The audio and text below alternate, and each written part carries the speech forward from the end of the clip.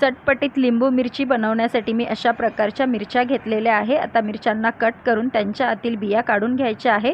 तुम्ही कमी तिखटवाल्या लहान मिरच्या देखील वापरू शकता। मिरच्यांना अशा प्रकारे कट करून घ्यायचं आहे। संपूर्ण मिरच्या आपल्या कट करून झालेल्या आहे। गॅसवर कढई तापत ठेवलेली आहे। कढईमध्ये 1.5 टेबलस्पून मी तेल घातलेलं आहे। तेल छान गरम झालं की त्यामध्ये हिंग आणि जिरं घालायचं आहे। जिरे हिंग छान तडतडलं की कट केलेली मिरची चवीनुसार मीठ घालून तेलावर परतवून घ्यायची आहे। त्यानंतर झाकण ठेवून मिरचीला पूर्ण शिजवून घ्यायचं आहे। अशा प्रकारे अगदी खमंग भाजेपर्यंत मिरची आपण तेलामध्ये भाजून घेतलेली आहे।